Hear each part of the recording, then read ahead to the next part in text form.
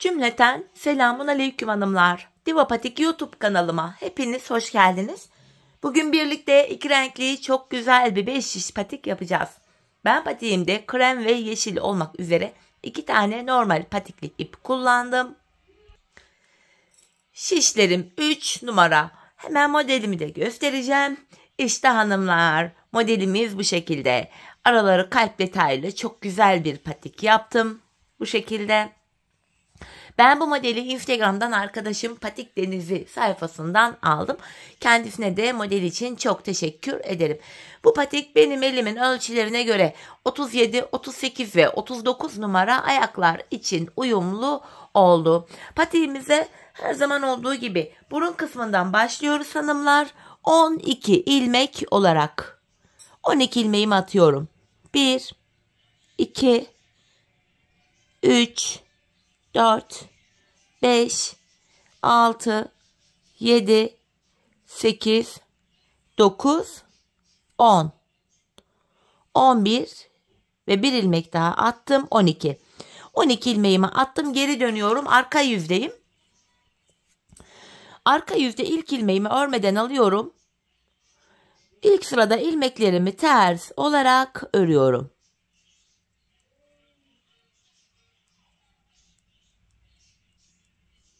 Sonuncu ilmeğimi de ters ördüm. Şimdi ön yüzdeyiz hanımlar. Artık düz örgü uygulaması yapacağız. 5'e de geçeceğiz.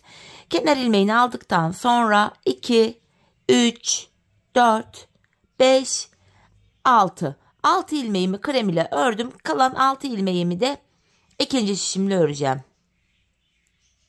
12 ilmeğimi 6'şar iki şişime paylaştırdım. Şimdi hiç geri dönmeden ilk başladığımız yerlerden ilmekler çıkaracağız 3. şişimize.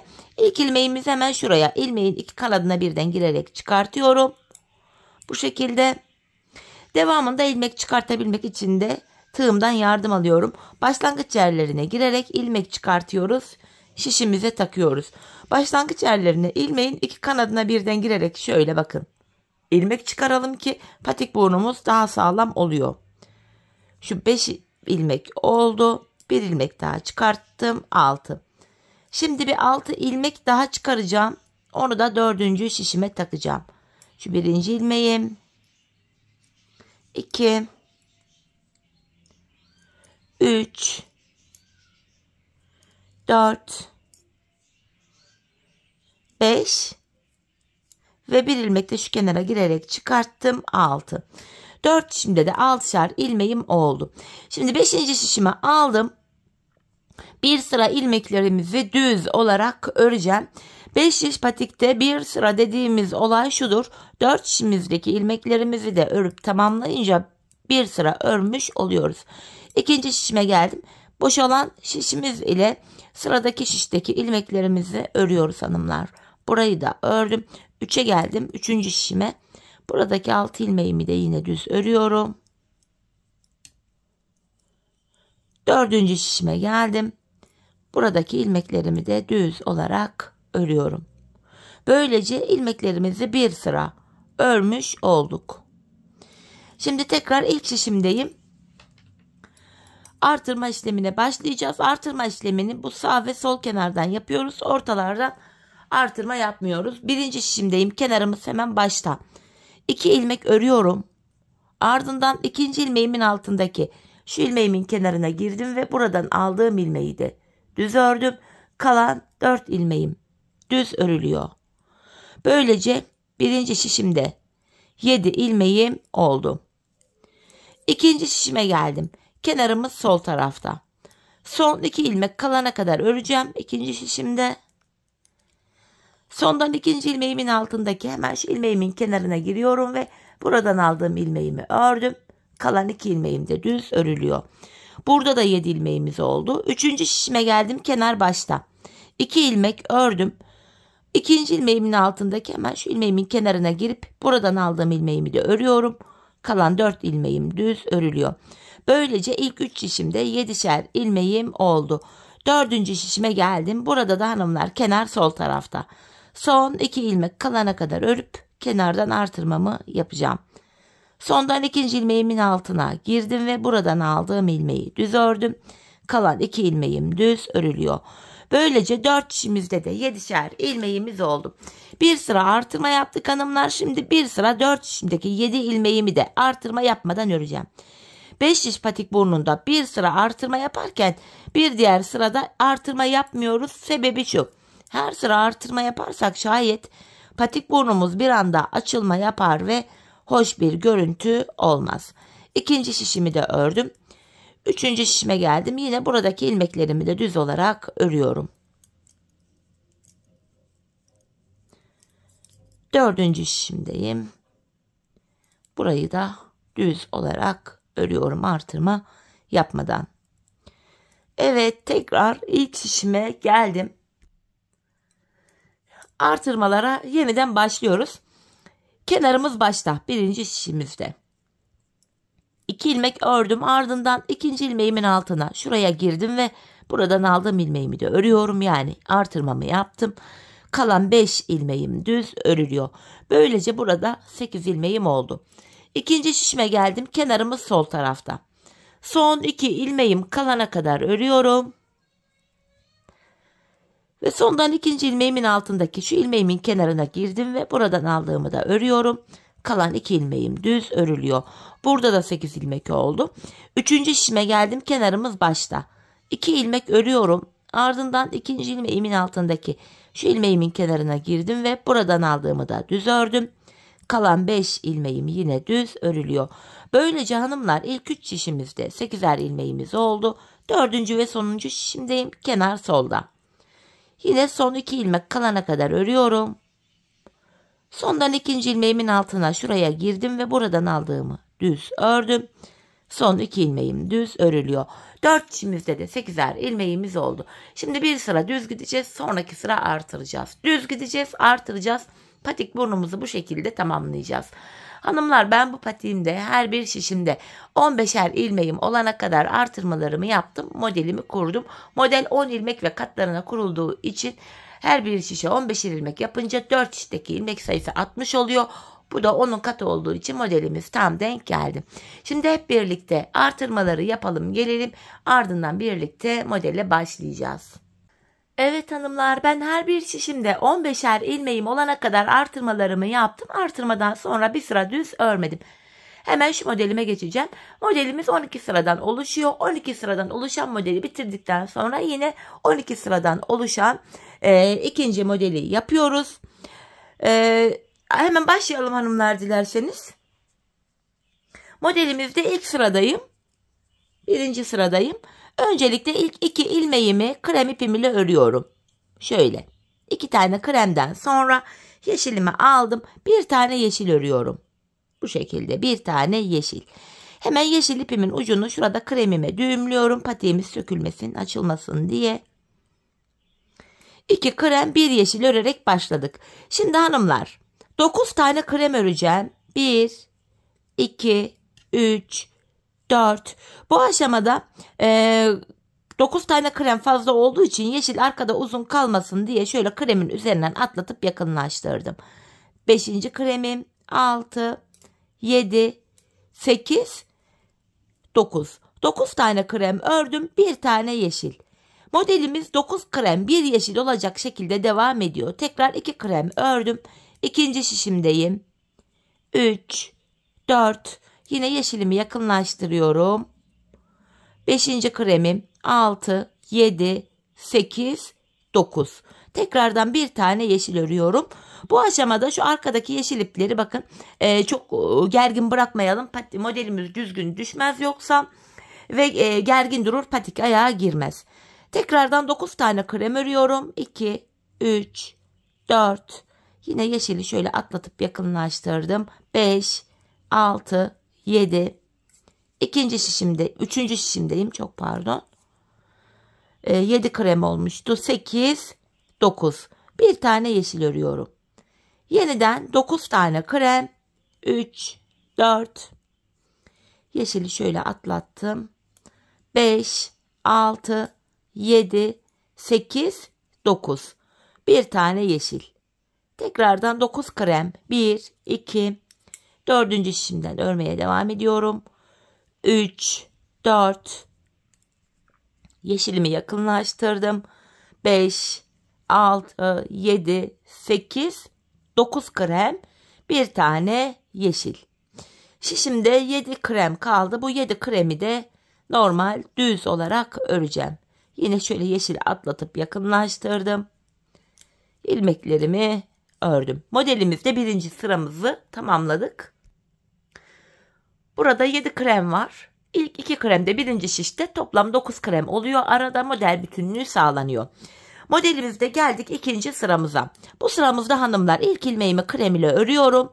Yeşilimi aldım. Buraya 3 ilmek yeşil örüyorum. 1, 2, 3. Kremimi aldım. Bu defa model aralarında 9 tane kremimiz var. Pardon, 7 tane kremimiz var. 4, 5, 6, 7. 7 krem, 3 yeşil. Modelimizin ikinci sırasını 7 krem, 3 yeşil olacak şekilde örüyoruz. Tekrardan şu birinci kremim. 2, 3, 4, 5, 6, 7. Yeşilimi alıyorum. 3 tane yeşil. 1, 2, 3. Yine 7 tane krem öreceğim. 1, 2, 3, 4. Yeşili şöyle yakınlaştırayım köşede olduğu için. 5, 6. Üçüncü şişime geçtim. 7. Tekrar yeşilimi alıyorum. 3 tane yeşil. 1, 2, 3. Yeniden kremimi alıyorum. Araya 7 tane krem. 2, 3, 4, 5, 6, 7. Yeşilimi aldım. 3 ilmek yeşil. Yine 7 tane krem öreceğim. Şu 1. Dördüncü şişimden devam ediyorum. 2, 3, 4, 5, 6, 7. Yeşilimi alıyorum. 3 ilmek yeşil. 1, 2, 3. Yine yeşil ipim arkada gergin durmuyor hanımlar. Esnek geçiş yapıyorum. Ve kalan 6 ilmeğimi krem ipim ile örüyorum. Modelimizde hanımlar ikinci sıramızı tamamladık. Geldik üçüncü sıramıza. Bu sıramızda yeşilimi alıyorum. İlk 5 ilmeğimi krem ile öreceğim. 1, 2, 3, 4, 5. Bakın şu ilk kalplerimizi oluşturuyoruz ilk sırada. 5 tane yeşil ördükten sonra kremimi aldım. 5 tane krem. 2, 3, 4, 5. Modelimizin 3. sırasında 5 krem 5 yeşil olacak şekilde ilmeklerimizi örüyoruz. 5 tane yeşilimi ördüm.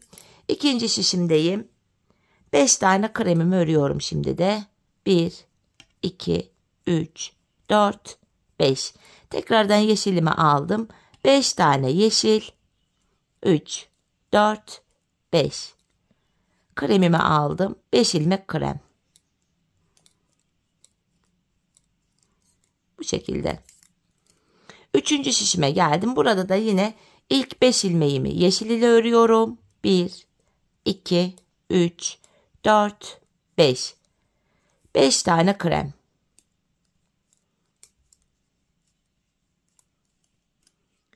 Beş tane yeşil. Dördüncü şişime geldim. 5 tane krem.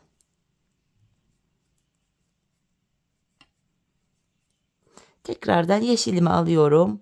5 tane yeşil örüyorum. 3, 4, 5. Ve kalan son 5 ilmeğimi de krem ipim ile örüyorum. Modelimizin 3. sırasını böylece tamamladık. Geldik modelimizde 4. sıramıza hanımlar. Bu sıramızda 2 tane yeşil kalbimizi yapıyoruz. 1 tane krem, 2 tane yeşil. Bakın kalbimizi oluşturduk burada. Şeklimiz böyle. Arada hanımlar 5 tane krem öreceğiz yine. Şu birinci kremim 2, 3, 4, 5. İkinci kalbimi yapıyorum. 2 yeşil, 1 krem, 2 yeşil. Araya 5 tane krem öreceğim. Şöyle kremimi aldım. İkinci şişimde ilk 5 ilmeğimi krem ile örüyorum. 3, 4, 5. Tekrardan yeşilimi aldım. 2 yeşil, bir krem, 2 yeşil. Araya 5 tane krem örüyorum. 3, 4, 5. Yeniden 3. şişimdeyim. 2 yeşil, 1 krem, 2 yeşil. Araya 5 tane krem örüyorum.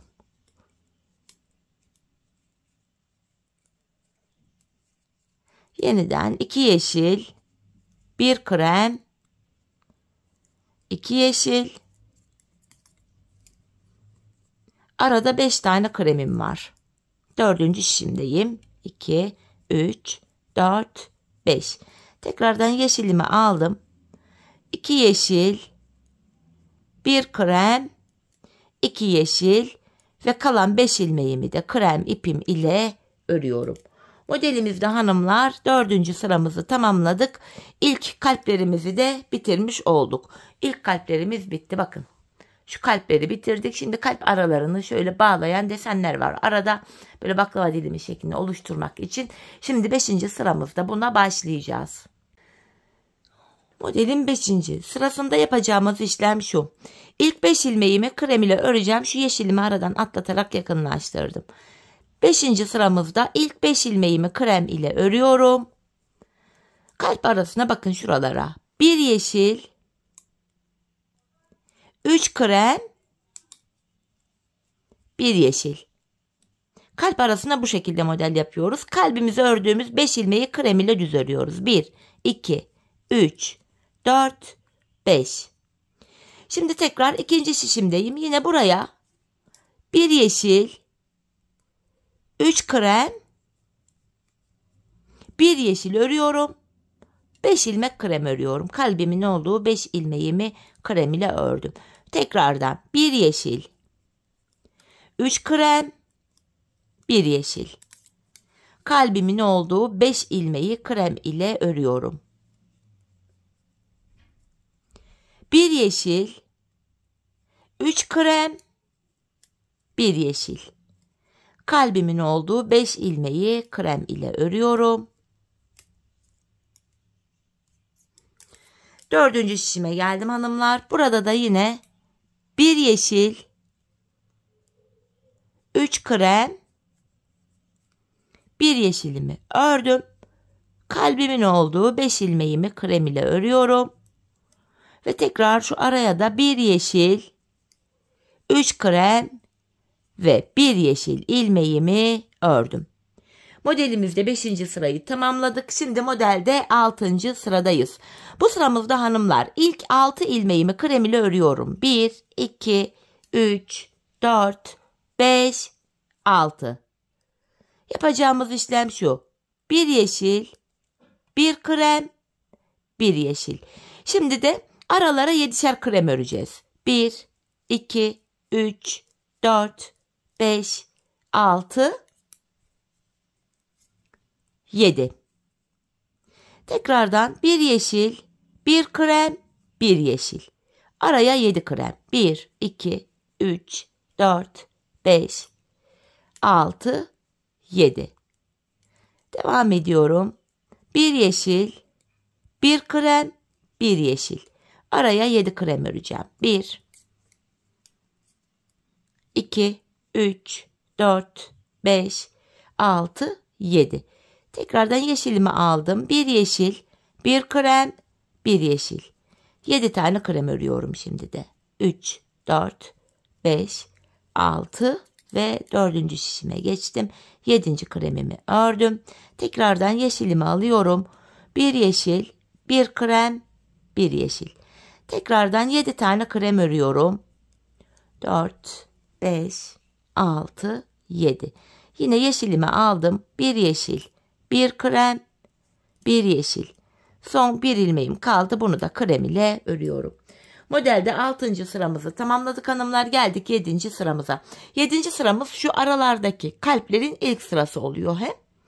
7. sıramızda da yapacağımız işlem şu. Şu kenara ilk 7 ilmeğimi krem ile öreceğim. Şu 1. Hemen yeşile atlatayım arkada uzun kalmasın artık. 2, 3, 4, 5, 6, 7 krem ördüm. Ortaya bir tane yeşil örüyorum. Modelin devamında 9 krem 1 yeşil olacak şekilde ilmekleri öreceğiz. 4 krem oldu. 9 krem fazla olduğu için yeşili atlatarak yakınlaştırdım. 5. kremim 6, 7, 8, 9. Bir tane yeşil örüyorum. Tekrardan 9 tane krem. 3, 4. Tekrardan şöyle yeşilimi yakınlaştırıyorum. 5, 6, 7, 8, 9. Bir tane yeşil. Yeniden 9 tane krem. 2. 3. şişime geldim. 3, 4. Yine yeşilimi yakınlaştıracağım. 5, 6, 7, 8, 9. Ortaya bir tane yeşil. 1, 2, 3, 4. Yeşili yakınlaştırdım. 5, 6, 7. 4. şişimden devam ediyorum. 8, 9. Ortaya bir tane yeşil. Devam ediyorum. Yine 9 tane krem. 4, 5, 6, 7, 8, 9. Bir tane yeşil ve kalan 2 ilmeğimi de krem ile ördüm. Modelde 7. sıramızı tamamladık. Şimdi modelde 8. sıradayız hanımlar. Şu yeşilimi şuradan atlatayım önce. Bu aşamada hanımlar bu kenardan ilk 6 ilmeğimi krem ile öreceğim. 1, 2, 3, 4, 5, 6. Tekrardan yeşilimi alıyorum. 3 tane yeşil. 7 krem diye devam edecek. Kremimizi aldık. 1, 2, 3, 4, 5, 6, 7. Yine yeşilimi alıyorum. 3 tane yeşil öreceğim. Kalbimiz için. 7 tane krem. 1, 2, 3, 4, 5, 6, 7. Tekrardan yeşilimi aldım. 3 tane yeşil. 7 tane krem. 3. şişime geldim. 2, 3, 4, 5, 6, 7. Yeşilimi alıyorum. 3 tane yeşil. 7 krem. 2, 3, 4, 5, 6. 4. şişime geçtim. 7. Tekrardan yeşilimi aldım. 3 tane yeşil. Kremimi alıyorum. 7 tane krem.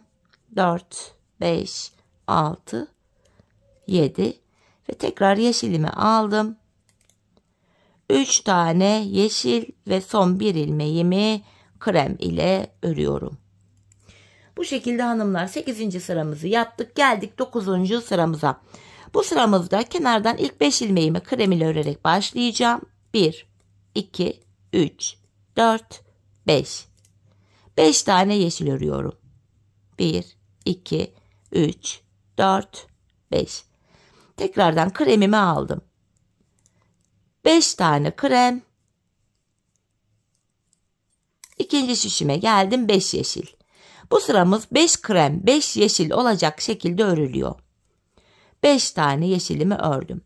Devam ediyorum yine. 5 tane krem.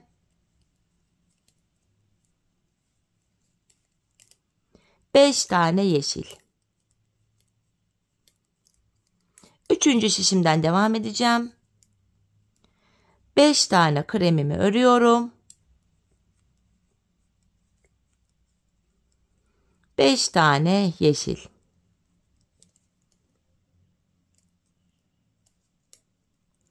Tekrar 5 tane krem. 4. şişime geldim. 5 tane yeşil örüyorum. 1, 2, 3, 4, 5. Kremimi aldım. 5 tane krem.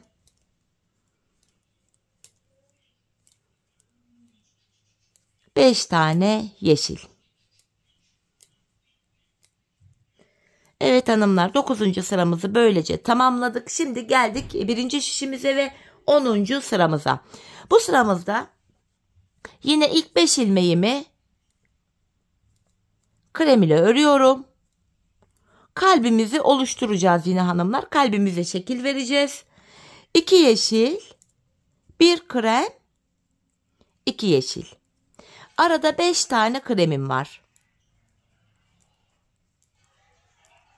İkinci şişimdeyim. Burada da aynı modele devam edeceğim. 2 yeşil, 1 krem, 2 yeşil. Arada yine 5 tane kremim var.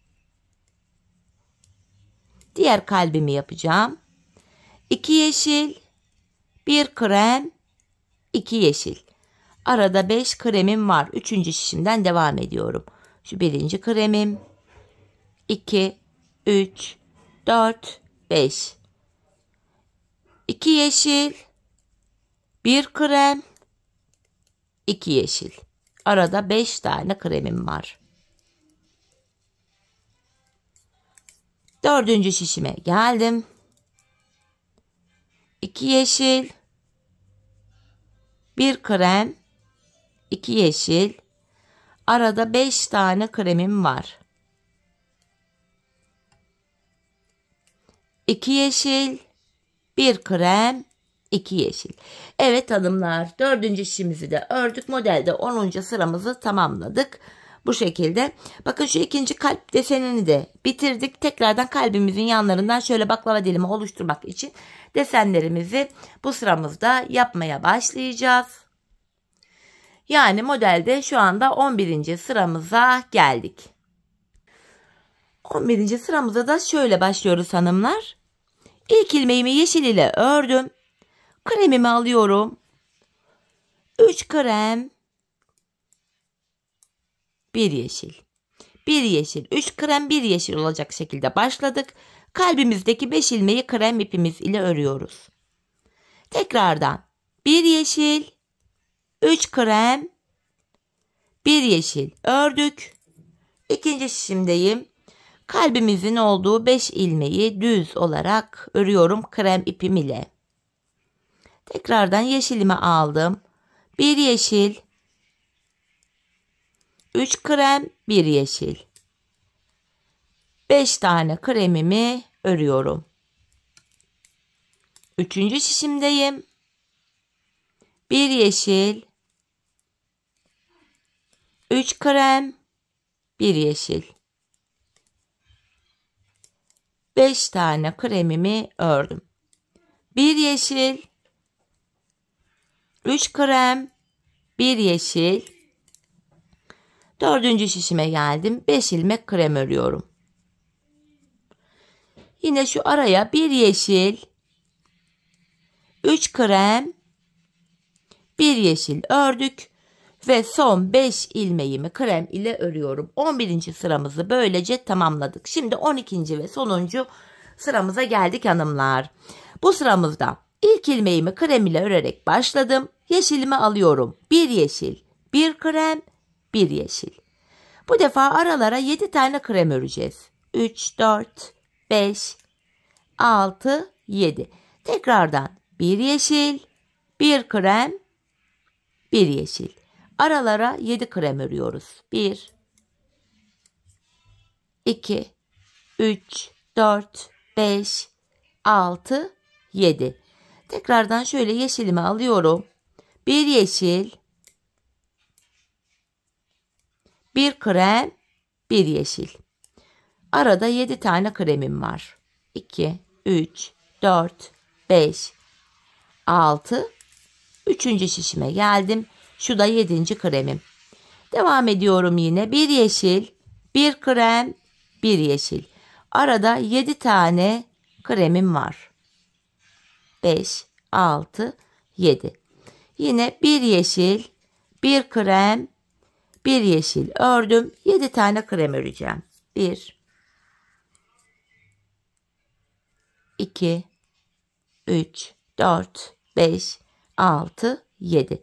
Tekrardan yeşilimi alıyorum. 1 yeşil, 1 krem, 1 yeşil ördüm. 7 ilmek krem. Artık burada 4. şişimdeyim. Son 6 ilmeğim kaldı. Şöyle yeşili de yakınlaştırdım burada. 6 krem burada, 1 krem de burada. Arada yine 7 krem oldu.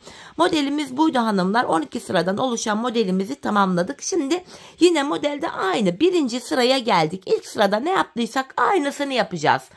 Yani hemen göstereyim bakın.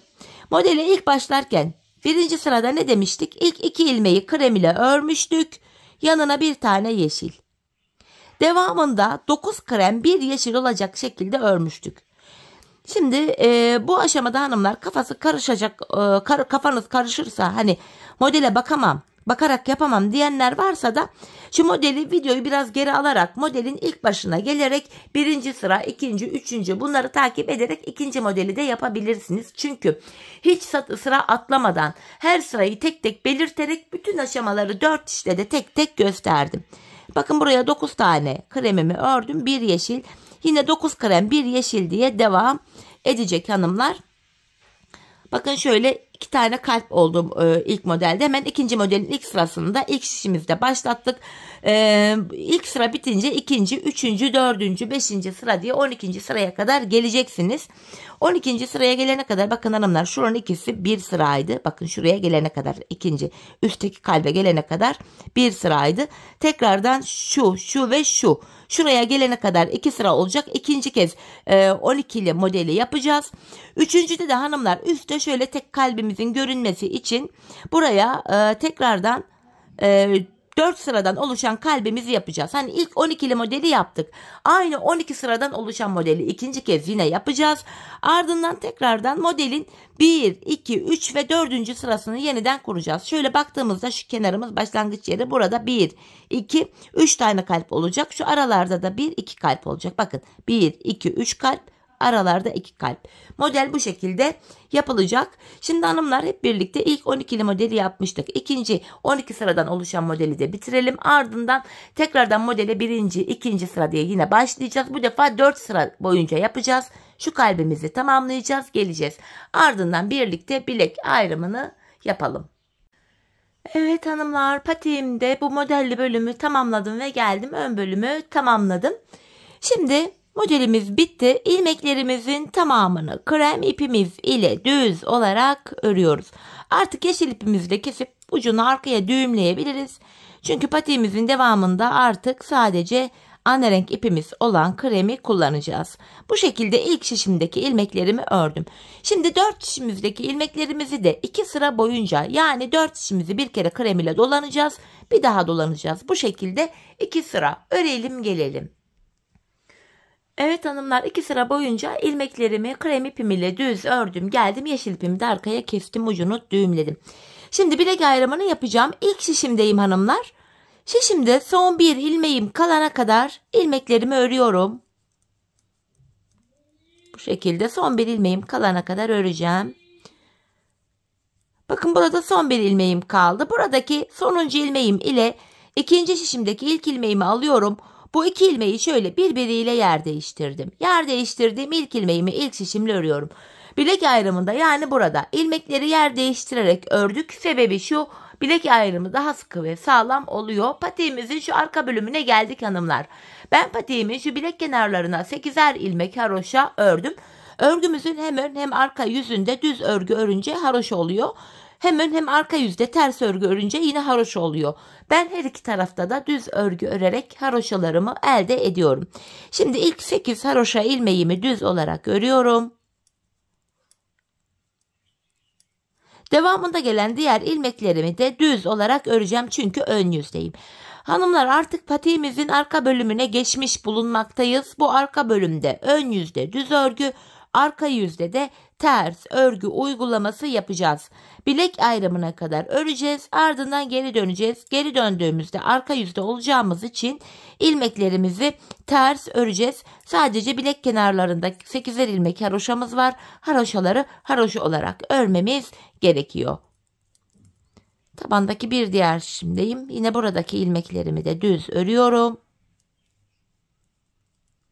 Bilek ayrımı yaptığım son şişime geldim. Buradaki ilmeklerimi de yine düz olarak öreceğim. Bakın son 8 ilmeğime geldim. haroşa olduğu için bu son 8 ilmeğimi de düz örüyorum. Bu kenarlardaki 8'er haroşa ilmeği hem arka yüzde düz olarak öreceğiz hanımlar. Sonuncu ilmeğimi de ördüm. Şimdi geri dönüyorum, arka yüzdeyim. Ben sonuncu ilmeklerimi ördüğüm için ilk ilmeğimi örmeden alıyorum. Bakın bilek ayrımına kadar ördüm, geri döndüm. İlk kenar ilmeğini örmeden aldım. Bu kenar ilmeği ile birlikte toplam 8 adet ilmeğimizi haroşa olduğu için düz örüyoruz. 6 oldu. 7, 8. Bakın ön yüze bir diş haroşamız düştü. Devamında gelen diğer ilmeklerimizi de ters olarak örüyorum. Bir diğer şişime geçtim. Burada da ters örmeye devam edeceğim. Patiğimizin arka bölümünde yapacağımız işlem bu kadar. Bilek ayrımına kadar öreceğiz, geri döneceğiz, öreceğiz, geri döneceğiz. Ön yüzdeysek eğer düz örgü, arka yüzdeysek de şu anda yaptığımız gibi ters örgü uygulaması yapacağız. Sadece kenarlardaki 8'er ilmek haroşamızı haroşa olarak öreceğiz. Hepi topu bu kadar hanımlar.